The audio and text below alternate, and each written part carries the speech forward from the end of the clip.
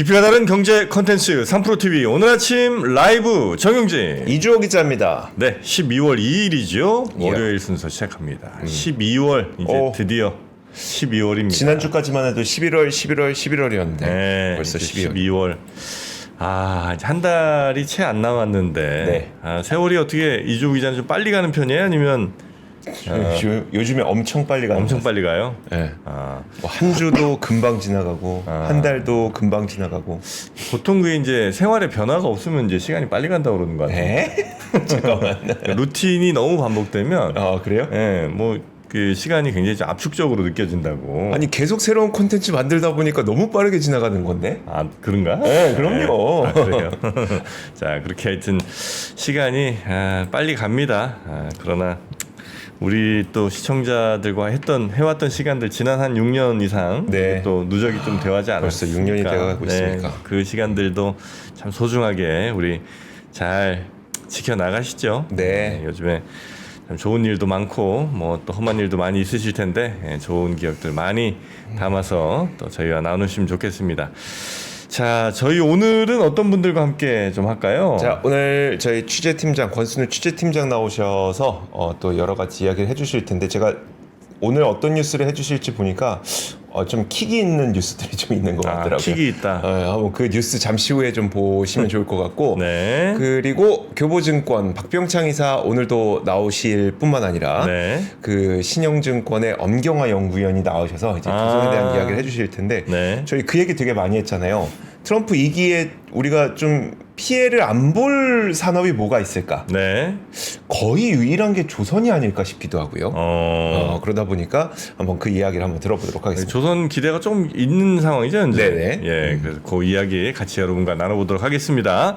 자, 그러면 먼저 우리 권순우 취재팀장부터 모셔볼까요? 네. 어서 오십시오. 어서 오세요. 안녕하세요. 3프로TV 권순우 취재팀장입니다. 네, 물 한 잔 또. 아직 반갑습니다. 목감기. 네, 다 안 나오셨어요? 아니 뭐 이 정도면 괜찮은 것 같습니다. 그래요? 예, 예. 역시 프로다, 프로야. 예, 그렇죠. 아프다고 목도리 메고 다니고 뭐 그러지 않습니다. 예, 정말 프로입니다. 참, 저도 그런 경우 거의 없잖아요, 아픈 경우가. 예, 예. 예. 네, 저요? 벌써 한 2번 있었던 것 같은데. 안 됩니다. 네. 우린 아플 자격이 없습니다. 그럴 권리 따위는 우리에게 주어지지 않았습니다. 네. 예. 자꾸 이 호의가 계속되면 걸린지 한단 말이죠. 아픈 거 이거 안 돼. 와, 진짜 악독 사업자다.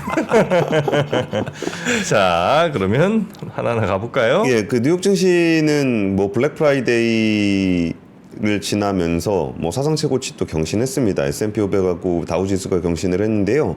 다우 존스는 0.42% 상승했고 S&P 500은 0.56%, 나스닥은 0.83% 올랐습니다. 아무래도 이게 뭐 전반적으로 미국은 여전히 나쁜 부분을 찾아볼 수 없다. 네. 라고 보시는 게 좋을 것 같습니다. 네. 반대로 보면 우리나라는 별로 좋은 부분을 찾아볼 수 없는 그런 상황인데 뭐 미국 같은 경우는 뭐 물가도 잡혀 뭐 소비도 늘어 뭐 수출도 그냥 그럭저럭 괜찮아 네. 뭐 증시도 좋아 뭐 그리고 앞으로 트럼프 행정부가 되게 되면은 뭐 관세로 또 세수도 더 늘어날 거라고 해. 뭐 비트코인 가격도 좋고 뭐 이렇게 다 좋은 상황이 이어지고 있습니다. 그래서 첫 번째 뉴스로는 그 트럼프 정부에 관련한 이야기를 좀 드려보려고 하는데요. 네. 지금 사실 트럼프 대통령이 가장 먼저 그 친 곳은 그 멕시코하고 캐나다, 캐나다였죠. 자기 이웃 나라였고요.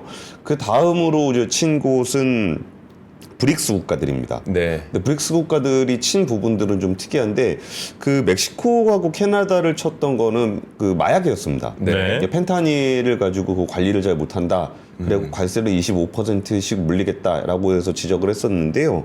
이번에 그 브릭스를 공격했던 포인트는 달러입니다. 달러.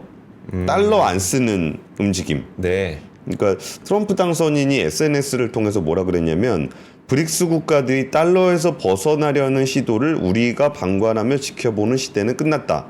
이들 국가는 새로운 브릭스 통화를 만들지도 강력한 미국 달러를 대체할 다른 통화를 지원하지도 않겠다는 약속을 해야 한다라고 밝혔습니다. 네. 근데 이거 되게 아이러니한 표현이죠. 그러니까 자기들이 달러를 쓰라고 해서 다른 나라가 달러를 써야 되는 건 아니거든요. 그렇죠. 네. 그러니까 달러가 쓰기가 편하니까 달러를 쓰는 거지 달러를 안 쓰면 안 되기 때문에 그걸 강제할 권한이 미국에는 없습니다. 네. 미국도 독립적인 국가고 브릭스 국가들도 독립적인 국가인데 이게 사실 그 브렌튼우드 체제에서 달러를 처음 왜 쓰게 됐는지를 살펴보면은 네. 다른 나라 통화들의 변동성이 좀 커지다 보니까 브렌튼우드에 모여가지고 달러를 기반으로 해서 하자. 네. 그 달러하고 이제 금하고 연동을 시켜서 처음 시작된 게 이제 달러의 국제 통화화였잖아요.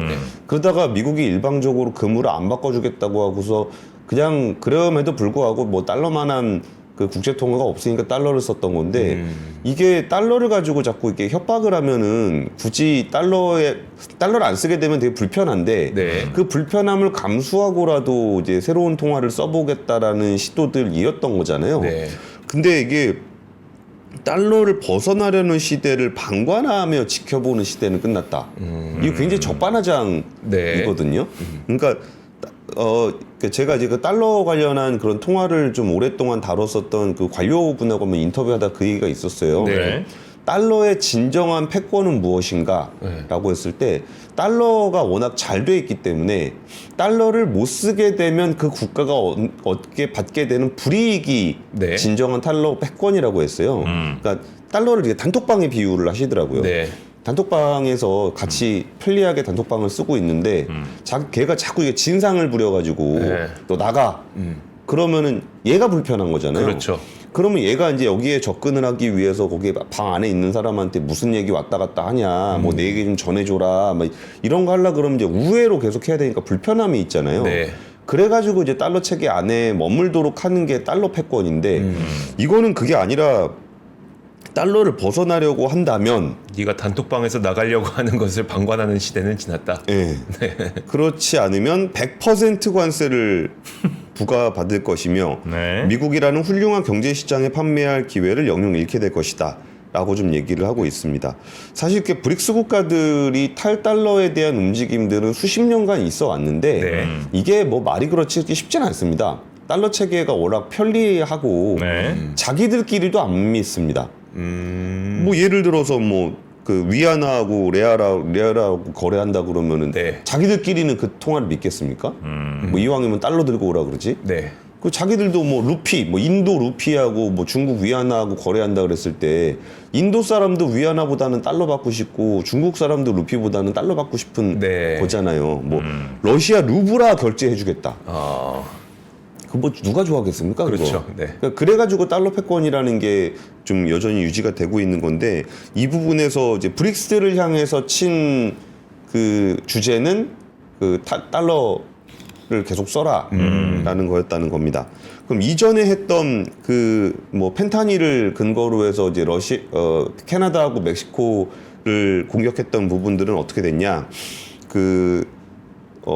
관세 부과를 예고한 지 나흘 만에 캐나다 트리도 총리가 그 트럼프 당선인의 플로리다 마러라고 자택을 네. 방문을 했습니다. 바로 네. 날아갔네요. 나흘 만에 벌어진 일입니다. 그러면서 이렇게 처음에는 약간 좀 저항하는 듯한 움직임을 보였는데 네. 나흘 만에 날아가서 이제 G7 국가 중에는 처음으로 근데 보통은 당선인하고 만나진 않죠. 취임을 하면 만나죠. 네. 네, 보통 취임을 하면 만나고 당선인 때는 통화를 하고 그렇죠. 네. 그게 정상회담을 하잖아요. 네, 그 그렇죠. 정상이 되고 나면. 네. 근데 이 당선인 때 바로 달려갔고 여기에 대해서 불법 이민의 결과로 수많은 생명을 앗아간 페타닐과 마약이기, 미국 근로자들을 위기험에 빠뜨리는 공정한 무역 합의, 미국의 캐나다 대규모 적자 같이 양국이 협력해서 다뤄야 할 중요한 의제들을 논했다라고 이제 트럼프 당선인이 SNS에 또 올렸습니다. 그리고 이제 그 멕시코의 그 쉐인바움 대통령이 네. 그 25% 관세 부과를 하겠다 그러니까 그래? 그럼 우리도 보복할 거야. 네. 라고 얘기를 했다가 바로 통화를 해서 관세 전쟁은 없을 것이다.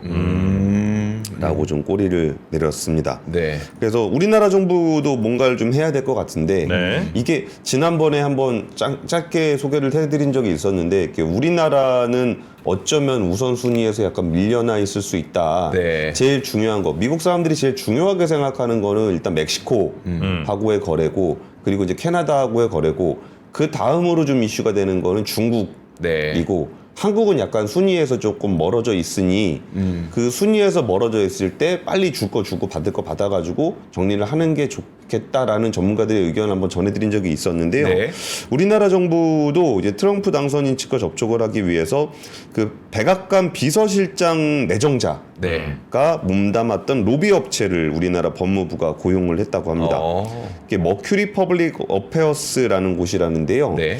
그 비서실장 내정자가 비서실장 내정되기 전까지 있었던 로비 업체라고 합니다. 뭐 미국에서는 로비 업체가 합법적으로 네네네네. 여기를 하고 있죠. 근데 여기서 계약 기간은 지난달 18일부터 올해 말까지 4만 달러를 지급하기로 했다고 합니다. 4만 달러요? 근데 뭐 그렇게까지 큰 금액은 아닌데 네. 이게 일단은 뭐 건당으로 또 다시 주긴 줘야 될 거예요. 근데 이게 원래 예상했던 예산은 아니어가지고 그렇게 크게 잡지 네, 못했다라는 설명은 좀 있습니다. 그리고 지금 베트남 같은 경우는 미국산 항공기 LNG 수입을 확대한다는 계획을 가지고 있습니다. 그 외교부 차관이 하노이에서 열린 베트남 미국 비즈니스 서밋에서 그 미국산 수입을 확대하겠다라고 하고 있고요. 베트남도 우리나라와 마찬가지로 수출 의존도가 85%에 네. 달하고 무역 흑자가 146조 원. 그러니까 베트남도 뭐 수출을 많이 합니다. 네네. 뭐, 미국에. 베트남에서 제일 큰 기업은 어디죠? 빈. 삼성전자. 아, 삼성이 빈보다 더 커요? 아, 그냥 하는 소리입니다. 근데 워낙 수출을 많이 하잖아요. 네. 삼성전자가 그 베트남을 기지로 해서 수출을 많이 하기 때문에 여기도 관세를 맞으면은 좀 굉장히 골치 아픈 그런 나라입니다. 유럽연합 같은 경우에도 유럽산 LNG, 농산물 수입 확대 등 검토 중인 것으로 폰데라이어 위원장이 즉각적으로 얘기를 했고요. 폰데라이어 위원장이 뭐라 그랬냐면은 미국산 가스, 그러니까 러시아산 가스 우리 계속 쓰고 있었는데 지금 네. 사이가 안 좋아서 못 쓰고 있어. 그거를 미국산으로 대체를 하게 되면은 우리는 지금 안 그래도 러시아 가스 못 받아가지고 되게 비싼 거 쓰고 있거든. 근데 미국산 쓰는 거 쓰면 더 좋게 쓸 수 있어.라고 좀 얘기를 하고 있는 상황입니다. 네. 그리고 이제 중국 같은 경우에도 뭐 그 진짜 뭐 너네 그런 식으로 하면은 안 돼. 뭐 무역 전쟁에는 승자가 없어. 그래서 내가 콩을 사줄게. 그러고 있습니다. 그래가지고 좀 뭐 지난달 미국 대선 이후에 500만 톤 이상의 콩을 추가로 구매하는 그런 움직임들이 나타났습니다. 여튼, 진짜 네. 네, 여튼 뭐 이 달러 안 쓰면 관세 100% 때린다. 뭐 이런 얘기는 보니까 미국이 더 채권 발행을 좀 많이 할 것 같다. 전 그렇게 읽고 있습니다. 네. 그 트럼프 시기에 채권 발행 많이 해서 그 돈이 많이 풀리거나 뭐 이렇게 이제 되면 부담이 좀 많이 되잖아요. 네. 근데 이제 부담이 될 때 이제 인플레이션 부담 뭐 이런 것들이 있을 때 다른 나라들이 다 나눠서 이렇게 좀 조금씩 십시일반 해주는 거 아니에요? 이렇게 되면 그렇죠. 그런 걸 지금 노리는 것 같다. 저는 네. 그렇게 읽고 있습니다. 아. 네. 놀라운데요. 자, 두 번째 뉴스 한번 가볼까요? 아니 뭐 할 얘기 있었던 것 같은데 내가 좀 잘라본 것 같은데. 아니요, 너무 발 빠르게 움직이고 있어갖고 우리도 네. 좀 다급하게 움직여야 되지 않을까. 예. 뭐 달러 다른 나라 다른 나라들 움직이는 것처럼. 네. 우리도 빨리 그렇죠. 네. 자, 그리고 빠른 것도 중요하지만 이제 정확하게 들어가야 될 것 같아요. 정확하게 들어가야 되겠죠. 근데 이게 사실 그 멕시코라든지 차이나 중국에 대해서는 그러니까 브릭스에 대해서도 이렇게 미션을 주잖아요. 네. 예. 근데 아직까지 우리나라에는 미션을 주지 않았기 때문에 그러게요. 제가 보기엔 방위비가 네, 아닐까 그러니까요. 싶긴 한데 뭐 좀 지켜봐야 될 것 같습니다. 네. 두 번째 뉴스는 우리나라는 이제 진짜 겨울이 오고 있는 것 같습니다. 그 범용 디램 값이 20%대의 가격 하락이 있었다. 네. 그리고 이제 수출 전선이 좀 약해지고 있다. 뭐 그런 얘기인데요. 그 11월에 범용 메모리 가격이 올해 들어 가장 큰 폭으로 하락을 했습니다. 디램 익스체인지에 따르면은 PC용 범용 디램 네. 8기가비트의 11월 평균 고정 거래 가격이 전월 대비해서 20.59% 하락했습니다. 이거는 스팟 가격 아니라 고정 가격이기 때문에 네. 실제 디램 가격이 하락했다. 라고 보시면 될 것 같고요. 그리고 이제 메모리 카드나 USB에 들어가는 범용 낸드 제품 네. 128기가비트의 평균 고정 가격이 29.8% 거의 30% 정도 하락을 했다라는 네. 얘기입니다. 그러니까 이제 DDR4하고 이제 낸드 128기가비트는 제일 많이 팔리는 레가시 제품이고요. 여기에 고정 가격이 하락했다라는 거는 이제 완연하게 네. 하락 추세로 가고 있다라는 겁니다. 이렇게 보통 메모리 가격 보실 때는 그 스팟 가격 좀 먼저 움직이고 네. 그 다음에 고정 가격이 움직이는데 고정 가격은 거의 분기별로 거래를 하기 때문에 이게 한번 거래가 되게 되면은 그 가격으로 쭉 유지가 된다라고 보시면 될 것 같습니다. 이제 그 메모리 가격의 하락은 이제 본격적으로 시작됐다라고 네. 보시면 될 것 같고요. 근데 여기서 우리가 조금 지켜봐야 되는 포인트는 뭐가 있냐면은 우리나라의 그 디램 메모리 가격이 예전에는 그 경기와 연동해서 움직였었는데 이 경기하고의 연동성은 많이 떨어져 있습니다. 네. 근데 그게 왜 경기라 그러면 보통 이게 ISM PMI 지수 같은 거, 그러니까 네. 미국 제조업 지수 같은 거랑 연동이 되어 있었는데 미국 제조업 지수는 이제 꺾인 지 오래됐고요. 그럼에도 불구하고 이게 계속적으로 올라갔었던 부분은 AI 투자가 있었기 때문입니다. 네. 그래서 레가시 반도체 쪽은 원래 좀 그렇게 강하진 않았다라는 얘기를 좀 드리는 거고요. 지금 말씀드렸던 DDR4 8기가비트라든지 128기가비트 이런 거는 그 범용 제품입니다. 그런데 우리나라를 지금 지탱하고 있었던 거는 이게 그 프리미엄 제품 그렇죠. 쪽 DDR5라든지 아니면은 뭐 68TB짜리 뭐 낸드 플래시 SSD 네. 뭐 이런 거였거든요. 그래서 이런 부분들이 뭐 겨울이 온다라고 하지만 이미 우리가 그 겨울이 오고 있다라는 건 다 알고 있었고요. 네. 그리고 이제 그 겨울에서 그나마라도 좀 따뜻한 데가 어디냐라 그랬을 때 AI 관련한 메모리였고 네. 그래갖고 삼성전자는 많이 빠지지만 하이닉스는 좀 덜 빠졌던 이유가 뭐 이것 때문에 그런 겁니다. 네. 그러니까 겨울이 온다고 해서 뭐 이제 와서 호들갑 떨 필요는 별로 없다라는 얘기를 좀 드리고요. 여기에 좀 주력으로 영향을 미친 부분들은 중국산 DDR4 가격이다. 네. 이게 대만의 디지타임즈에 따르면 중국산 DDR4 가격은 그 삼성전자와 SK하이닉스 제품의 절반 수준이다 가격이. 그래요. 예. 그리고 중국산 DDR4는 중고 제품보다 5% 정도 저렴하다. 중고 제품보다 네. 저렴하다라는 거고요. 네. 그리고 이제 CXMT 그 창신 메모리의 2020년 메모리 웨이퍼 생산장 수는 월 4만 장이었는데 네. 올해는 20만 장으로 늘어서 생산 능력 기준 4위가 됐다라는 얘기입니다.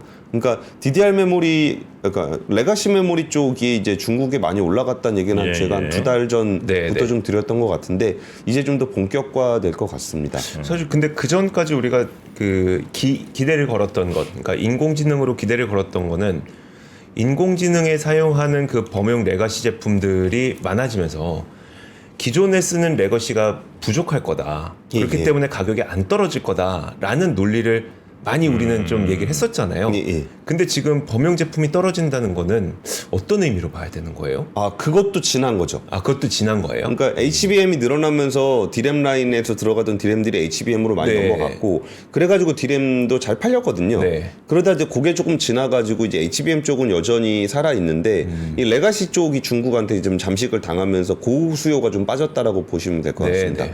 그럼에도 불구하고 여전히 뭐 DDR5 정도는 아직 조금 남아 있긴 하거든요. 그러니까 격차가 좀 남아 있기는 해요. 근데 DDR4 쪽이 따라잡히고 있다라는 얘기는 한 2-3달 전부터 좀 얘기가 좀 나왔었고 네. 제가 봤던 그 샤오미 구매 그 의향서 그 샤오미한테 창신 메모리가 준 네네. 뭐 메모리 사세요 뭐 했던 그 브로셔에는 거기에는 DDR5도 지금 테스트 물량은 들어가 있는 걸로 좀 기록이 좀 돼 있었습니다. 그러니까 여기서 그때 뭐 안 그래도 별로 안 좋은데 자꾸 이런 얘기 하기 좀 죄송스럽긴 한데 하이닉스보다 삼성전자가 더 힘든 상황인 거는 HBM을 못 한다는 것도 있지만 네. 이 레가시 쪽에서의 그 중국 업체의 추격이 삼성전자의 발목을 굉장히 좀 세게 잡을 것 같다는 거예요. 네. 그 하이닉스 같은 경우는 이제 레가시 쪽에 비중이 많이 줄어 있거든요. HBM이나 뭐 엔터프라이즈 SSD가 많이 올라와서. 네. 근데 삼성전자가 여기에서 좀 이 추격을 아래쪽에서는 이제 가격 경쟁을 해야 되는 상황이 돼버렸고 위쪽에서는 품질 경쟁에서 하이닉스한테 밀려 있는 상황이기 때문에 그런 부분들을 좀 잘 보여주고 있는 지표라고 보시면 될 것 같습니다. DDR4까지는 이제 중국이 거의 다 따라온 거고 가격도 엄청나게 후려치고 있는 거고 예, 예. DDR5 남아 있고 그다음에 이제 AI 메모리 쪽 남아 있고. 그 정도 지금 이제 삼성전자가 좀 혹은 하이닉스도 역시 마찬가지. 그 정도가 지금 현재 경쟁력이 있다라고 볼 수 있는 거예요. 그렇죠. 근데 지금 HBM이 네. 하이닉스 같은 경우는 지금 한 40% 이상 되거든요. 네. 그 전체 매출에. 매출에. 네. 그럼 거기다가 좀 더 지나면은 여기가 뭐 매출에도 그렇고 영업이익률이 40%가 넘습니다. 그러니까 굉장히 고부가 가치가 되고 있어요. 그리고서는 거의 한 70%까지 올라간다고 저는 알고 있거든요. HBM 비중이 예, 예. 그러면은 이제 레가시 쪽이 조금 내주더라도 네. 뭐 괜찮을 정도로 갈 수도 있어요. 그리고 지금 이게 그럼 중국의 메모리가 뭐 우리나라보다 뭐 더 잘 만들어서 그러냐 막 이런 건 아닌데 네. 중국 시장 자체에 우리가 의존하고 있는 측면이 한 20-30% 되거든요. 그쵸. 한 20% 이상 될 거예요. 그러니까 이제 그게 좀 부담이 된다는 겁니다. 그러니까 중국 애들이 조금 퀄리티가 낮아도 중국 제품을 네. 써버리니까 새는 문제고요. 네. 그래서 지금 수출 지표도 좀 같이 나온 거 같이 보시면은 메모리 증감률이 지금 지난해 대비해서 30% 늘었어요. 역대 순위로 보면 수출액 기준으로 사상 최고치를 또 경신을 했거든요. 네. 그러니까 지금 우리가 이거를 잘 구분해서 보셔야 되는데 지금 잘 팔리냐 앞으로 안 팔릴 것 같냐 뭐 이런 거예요. 네. 근데 지금은 어떤가라고 보면은 지금 수출 품목은 반도체는 30% 늘어나서 이거 지금 안 들어가는 거죠? 이게 안 뜨죠? 혹시 PD님 이거 PD 님 띄워주실 이거 수 안 있나요? 네. 그냥 뭐 말로 설명을 해주셔야 될 것 같습니다. 예, 예. 네. 뜨네요. 네. 그러니까 메모리, 그러니까 반도체 쪽이 지금 역대 순위로는 1위입니다. 그리고 자동차가 13.6%가 줄긴 했는데 그럼에도 불구하고 역대 순위로는 2위입니다. 이게 이제 기저 효과가 높아서 그런 거고요. 네. 그리고 선박 같은 경우가 엄청 늘었습니다. 70.8%. 오. 바이오 헬스 쪽이 늘어난 거 이거는 좀 나중에 이재호 기자랑 같이 취재해서 네. 이 바이오 헬스 쪽이 왜 이렇게 늘었나 이 부분은 좀 우리가 좀 지켜볼 필요가 있는 것 같고요. 네. 무역 수지는 18개월째 흑자를 좀 유지를 하고 있습니다. 근데 거기서 우리가 조금 걱정해야 되는 부분들은 뭐가 있냐면은 이게 내년입니다. 내년. 경총에서 뉴스를 너무 여러 개를 묶어갖고 왔는데 내년에 이제 긴축 경영을 하겠다는 업체가 60%가 넘습니다. 여기 보시면 61%. 긴축 경영. 네. 내년에는 긴축 경영할 거다라고 좀 얘기를 하고 있고요. 긴축 방식은 뭐 올해보다는 투자도 줄이고 뭐 사람도 적게 뽑고 그 경영상의 주된 애로사항으로는 내수 부진이 67%, 인건비 부담이 64%, 그리고 다른 나라의 성장세 둔화, 글로벌 무역 보호무역주의 확산. 우리가 예상하는 그 얘기하고 있는 다 그 부분 있잖아요. 네. 거기에 대해서 다들 이제 기업들도 긴축을 하겠다라는 거고. 그러니까 기업이 투자를 줄이겠다는 얘기는 어떤 얘기냐면은 기업이 투자를 이렇게 줄이게 되면은 뭐 예를 들어서 투자를 줄이기 위해서 뭐 예전에는 뭐 광고비를 뭐 100만 원 집행하다가 네. 투자를 좀 줄여서 50만 원만 집행하겠다. 그러면은 저희 같은 업체들이 타격을 입게 되는 네. 거고, 예를 들어 공장을 짓기로 했다가 안 지면은 공장에 들어가는 장비라든지 아니면은 뭐 건설하기 위한 시멘트라든지 철근이라든지 뭐 플라스틱이라든지 이런 부분들이 줄줄줄줄줄 내려오는 거거든요. 네. 네. 그래서 내년은 긴축 기조로 간다라는 거는 이제 이게 악순환이면 악순환입니다. 힘들 것 같으니까 줄이고 줄이니까 힘들어지는 네. 그런 상황들도 내년에는 좀 생각을 해야 될 것 같습니다. 네. 자, 하여튼 내년 굉장히 힘든 상황들이 뭐 올 거라고들 많이들 얘기는 했었는데 실제로 이렇게 그러니까요. 뭐 반도체나 여러 수출 품목들을 봐도 대충 좀 보이고 있는 것 같습니다. 자, 다음 세 번째 뉴스 가보죠. 세 번째는 하이브 관련한 뉴스인데요. 하이브. 예. 이게 요즘에 미디어 엔터 쪽 주가 되게 좋거든요. 네. 같이 보시면은 이게 JYP 1개월 만에 56% 올랐습니다. 하이브도 오를 뻔했습니다. 오를 뻔하다 내려와가지고 지금 4%가 언제부터 내린 거예요, 저게? 최근입니다. 최근. 그죠? 그저 미니진, 네. 뉴진스, 뉴진스. 뭐 네. 그때부터 좀 내렸는데 올해는 많이 안 좋았었죠. 이게 뉴진스 뭐 미니진과의 갈등, 뭐 뉴진스의 뭐 계약 해지 선언, 뭐 방시혁 의장은 갑자기 뭐 과집세연 논란까지 됐다가 이번에는 이제 그 주주간 계약에서 4천억 수익 올리고 증권 신고서 표기하지 않은 논란이 있는데 네. 이 내용에서 그냥 잠깐 소개를 해드리면 그런 겁니다. 이게 2020년 하이브가 상장을 하면서 방시혁 의장이 4천억을 벌었다 이런 얘기인데 뭐 상장하면 돈 벌 수 있지라고 생각하시겠지만 그게 아니라 네. 그러니까 2018년부터 해서 19년까지 해가지고 그 빅히트 엔터테인먼트 원래 하이브의 전신이었던 네네네네. 빅히트 엔터테인먼트에 기존에 투자를 했던 사람들이 있습니다. 네. 그 투자를 했던 사람들이 그 주식을 팔고 새로운 PF들이 그 주식을 샀어요. 네. 그 주식을 사면서 방시혁 의장하고 개인적인 계약을 맺는데 만약에 상장을 하지 않게 되면 그 주식을 방시혁 의장이 사주기로 한 계약입니다. 그 기존 주주들에게 아니면 PF들한테. 그러니까 기존 주주도 PF고 네. 그다음에 그러니까 뭐 VC도 있고 PF도 있고 그런데 거기가 새로 주주들이 샀는데 그러니까 PF들이죠. 네. 여기하고 여기 계약을 맺을 때 내가 이제 주식을 이 사람들한테 샀잖아요. 네. 사면서 만약에 뭐 하이브가 상장을 하지 않으면 방시혁 대표가 그 주식을 사주는 네. 계약을 맺은 겁니다. 그리고 상장을 하게 돼서 수익이 나게 되면은 한 30% 정도를 방시혁 의장한테 주는 계약을 맺은 거죠. 그럼 방시혁 의장은 지분을 갖고 있는 게 아니라 예. 그런 계약을 했다는 거네요. 자기 지분은 자기 지분대로 있는 네네. 거고 그 주식은 그러니까 이쪽 주주하고 이쪽 주주하고 이제 그 계약을 시켜주는데 네. 그럼 왜 그런 계약을 시켰는지 뭐 어제까지도 저도 하이브랑 계속 통화를 했는데 그러니까 새로 주주를 모집을 할 때 좀 안정적으로 오랫동안 투자할 수 있는 주주를 모시고 싶어서 네. 여기다가 좀 유리한 조건 그러니까 뭐 주식을 안 사게 되면은 그러니까 상장을 안 하게 되면은 주식을 방시혁 의장이 사주는 조건으로 했다. 네네. 뭐 그러면서 좋게 얘기하기로는 뭐 이거를 이제 원래 회사 이 주식에서 만들어진 돈은 이 주식을 판 돈은 회사로 들어갔잖아요. 네. 그러니까 이 주식을 만약에 풋옵션을 해주더라도 회사가 해줘야 되는 게 맞는데 네. 그렇게 하면은 혹시라도 상장을 못했을 때 회사에 부담이 생기니 방시혁 의장이 해주기로 했다. 뭐 이런 식의 설명을 하이브 쪽에서 하고 있습니다. 네. 그 상장 성공하면 거기에 대한 성공 보수처럼 그냥 주기로 한 건가 보네 그러면. 맞나요? 그러니까 풋옵션은 상장을 못하게 되면은 그쵸. 부담을 방시혁 의장이 얻는 거고 네. 상장을 하게 되면은 PF들이 돈을 버니까 그 돈의 30%를 주는 거고 그런 계약을 맺었다는 건데 이 계약에는 어떤 문제가 좀 있냐면요. 그 일단은 사적 계약이라서 뭐 그럴 수 있다라고 뭐 법적으로 문제가 없다라고 얘기는 하는데 이런 경우가 별로 없었거든요. 네. 그래가지고 그거를 저 전문가들하고 어떤 문제가 있을까를 따져보니까 이게 대주주 같은 경우는 자기가 주식을 팔아서 그 수익을 얻을 수가 없습니다. 네. 보호예수가 네. 걸리기 때문인데요. 혹시라도 그 주식을 다른 PF가 팔도록 해서 네. 그럼 여기는 보호예수가 안 걸릴 수 있잖아요. 그렇죠. 그러니까 이번에는 뭐 여기 방시혁 의장이 어떤 취지로 그걸 했는지는 우리가 알 수 없는 부분이지만 네.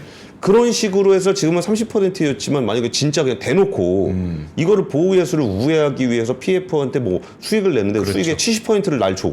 그 방식을 쓸 수 있겠죠. 근데 그럼 여긴 보호예수 안 걸리고 증권신고서에서도 안 나오잖아요. 네. 네. 그러면은 그 대주주가 보호예수를 우회할 수 있는 통로로 그런 방식을 사용할 수 있게 된다라는 거죠.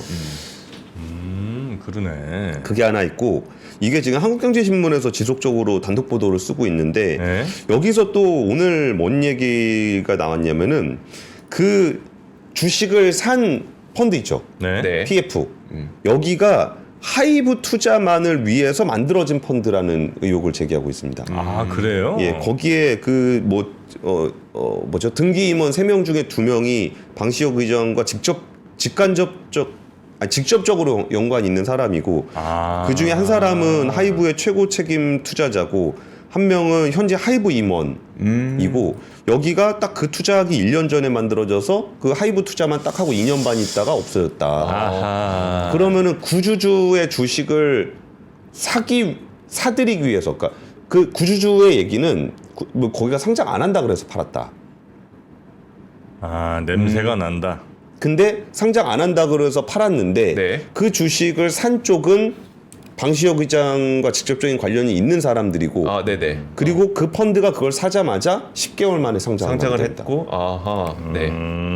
그러면 이거를 단순히 그러니까 뭐 일반적인 PF와의 거래에서 네. 뭐 풋옵션 뭐 대주주가 좀 풋옵션 져주는 대신 거기서 상장 차익을 좀 나눠 갖는 그런 정도로 이해하기에는 이 대주주와의 관련성이 너무 깊다. 네. 그러니까 네. 이게 저 초기 투자자들 당연히 이제 있을 텐데 그 사람들한테는 주식 저기 상장할 일은 없어요. 어차피 뭐 갖고 계셔봐야 별 볼 일 없을 걸 해서 그럼 이거 어떡 하나? 그럼 여기에 파세요. 여기 뭐 산다는 애들이 있으니까. 근데 그 산다는 애들이 알고 보니까 방시혁 의장이 만든 회사야. 자기 만든 회사는 아니. 특수관계인들이. 뭐 이게 시나리오를 쓰는 겁니다. 네. 아, 예, 시나리오라고 시나리오. 딱 전제해 주십시오. 왜냐하면 이거 조금 아직 진행 중인 그래요? 사람들이라. 시나리오 소설. 그래서 이제 아는 애들한테 이 파세요. 뭐 여기가 사준다네. 아유 고맙지 뭐. 이렇게 해서 이제 그 사람들이 사고 그 다음에 계약을 야 이거 상장하면 나한테 얼마 주는 걸로 계약 해갖고 왜냐면 자기 이제 상장 계획이 있으니까. 예. 그래서 이제 상장 딱 되고 나서 그 계약대로 뒷돈 아니지. 하여튼 계약된 금액 크게 한번 딱 땡기고 예. 그 회사는 안녕 이렇게. 그거 이제 소설. 예, 소설. 정말 역대급 소설이다. 예, 말도 안 되는 소설이지 사실. 그러니까 말씀 주신 시나리오가 대충 어떤 건지 시청자분들도 이해하셨을 것 같아서 네네. 거기에 대한 하이브 쪽의 그 반론도 담아줘야 되잖아요. 그렇죠, 네. 그렇죠. 같이 보시면은 여기가 주식 팔았을 때가 여기입니다.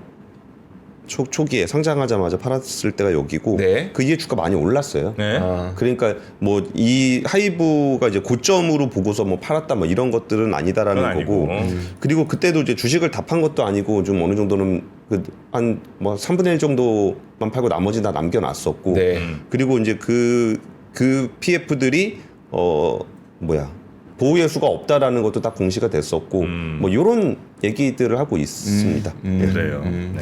근데 이게 어쨌든 제가 봤을 때는 이거 대주주의 그 우회 보호 예수를 우회할 수 있는 방식의 계약들이 일어날 가능성이 있잖아요. 네. 꼭 이 건이 그거라고 단정할 수는 없겠지만 네. 그렇게 할 수 있다라는 게 좀 문제가 제기가 됐은 만큼 네. 여기에 대해서 뭐 증권 신고서를 어떻게 해야 될지 이런 부분들은 좀 더 그 정부가 뭘 할 필요가 있을 것 같습니다. 네. 그리고 이게 네. 일반적으로 그런 계약이 있으면 거래소에다 얘기를 하면은 거래소가 이게 보호 예수를 그러니까 상장할 거냐 말 거냐는 약간 거래소에 약간 정성적 판단이 좀 들어가거든요. 네, 네. 그럴 때 그런 계약들이 있는 주식은 뭐 알아서 하세요 그렇게 보통 해요. 알아서 보호 예수를 하세요. 네, 네. 이렇게 얘기하면은 저는 뭐 보호 예수 의무 대상은 아니지만 뭐 6개월 보호 예수 하겠습니다. 뭐 1년 보호 예수 하겠습니다. 이렇게 손들고 이렇게 하거든요. 네. 상장을 하기 위해서. 근데 이 부분은 전혀 공유가 안 됐다라는 부분들에 대해서는 네. 조금 뭔가 개선이 좀 필요해 보입니다. 네, 네. 요 이제 댓글에서는 이거 정보 이런 아주 깊숙한 정보가 혹시 요즘 이제 법적 분쟁을 일으키고 있는 거기랑 또 나온 거 아니냐 이제 이런 얘기도 있긴 있네요. 그럴 수도 있나? 그 얘기도 있긴 있는데 지금 시간이 지났습니다. 아 그래요. 우리 시간이 우리 시청자분들 근데 오늘 또 팟캐스트나 이렇게 이제 듣는 분들도 적지 않으신데 네, 팟빵. 그게 좀 잘 네. 안 돼갖고 좀 죄송하다는 말씀드리고 또 뿔난 분들이 좀 많이 계십니다 지금. 그래요. 네. 그래서 그 뿔난 분들께 요 말씀 좀 드려야 되겠네요. 예전에는 우리가 사슴뿔 참 많이 먹지 않았습니까? 녹용이요? 녹용. 네. 녹강, 녹용 이런 거 참 많이 먹었는데 유한양의 유한 생활 건강에서 뉴 오리진 전 녹용을 내놨습니다. 전 녹용이라는 게 녹용도 이제 뿔 보면 네. 이게 이제 단계별로 이렇게 좀 나눠져 있거든요. 맨 위에 있는 그 말랑말랑한 부분, 그다음에 밑에 좀 이게 단단한 부분, 이게 네. 하대, 중대, 상대, 분골 뭐 이렇게 이제 돼 있는데 그 부분별로 또 성분들이 약간씩 좀 달라갖고 좋은 우리의 뭐 예를 들면 뭐 맨 위쪽은 그 성장 촉진 뭐 이런 게 이제 좋고 뭐 맨 아래쪽은 뭐 칼슘과 미네랄이 많은 관절에 네. 좋은 뭐 이런 이제 성분들이 있다는 거 이걸 다 녹였다는 거지. 전 녹용을 그래서 전 녹용. 그렇습니다. 네. 네, 유한 생활 건강 뉴 오리진 전 녹용 마일드를 지금 매우 또 합리적, 아주 솔직히 싸게 네. 저희 또 마케팅 팀이 잡아왔습니다. 또 겨울하면 녹용이죠. 녹용이죠. 근데 이거 너무 많이 팔리면 산타 할아버지 아하, 태울 사슴이 거기까지 없는 가면 거 안 됩니다. 아닙니까? 거기까지 가면 안 돼. 산타 할아버지로 가면 안 돼. 왜냐면 너 마음이 너무 아프잖아. 안 그래도 우리한테 이 마케팅 이놈들이 아침에 루돌프 그 머리띠를 하라는 거예요. 이렇게 사슴뿔 달린 거를 내가 혼주를 냈습니다. 야, 아침에 그 루돌프 사슴 보면서 아니 그것도 그렇고. 그 얘기하면 되겠냐? 그렇죠. 그래서 이제 뿔을 녹였다는데 그 뿔을 쓰고 하라고. 네, 그래서 하여튼 모든 부분을 이렇게 녹여서 만든 뉴 오리진 전 녹용 마일드 저희 링크가 아마 지금 나가고 있을 테니까요. 네. 그걸로 들어가시면 한 달치를 34,900원에 원래 9만 원짜리 아닙니까? 원래 9만 원짜리죠. 34,000. 와. 굉장히 저희가 또 싸게 잡아왔으니까 네. 여러분도 녹용과 함께 건강한 겨울 보내시고요. 링크 따라가시면 되겠습니다. 네. 자, 우리 권 팀장. 저희 앞권 실버 버튼 나. 아이고 축하드립니다. 야, 아유 축하드립니다. 이게 한 1년 만인가요? 1년쯤 됐습니다. 1년쯤 네. 됐죠. 네. 이 앞거는 어떤 이슈에 대해서 우리 기자분들의 아주 취재 혹은 뭐 분석 이런 것들이 많이 들어간 좀 집중돼 있는 네. 그죠? 예, 그런 채널이고 굉장히 재밌게 또 만듭니다. 쇼츠 같은 것도 아주 재밌고 그러니까 앞권 이렇게 검색하시면 우리 유튜브에서도 네. 찾으실 수가 있는 거죠. 네. 네. 근데 녹용 먹어봤는데 안 써서 좋더라고요. 녹용이 쓰질 않아요. 오. 옛날에 막 녹용 맛이 좀 이상했잖아요. 이거 네네. 쓰질 않습니다. 아, 그렇군요. 네, 안 쓰게 또 먹어봐야겠다. 잘 한번 드셔보시고 네. 우리 권 팀장님 고생 많으셨고 내일 뵐까요? 예, 고맙습니다. 감사합니다. 삶의 격을 높이는 9가지 지혜를 함께 나눕니다. 위즈덤 칼리지 시즌 2 영상 아래 링크를 클릭하시면 자세한 내용을 확인하실 수 있습니다.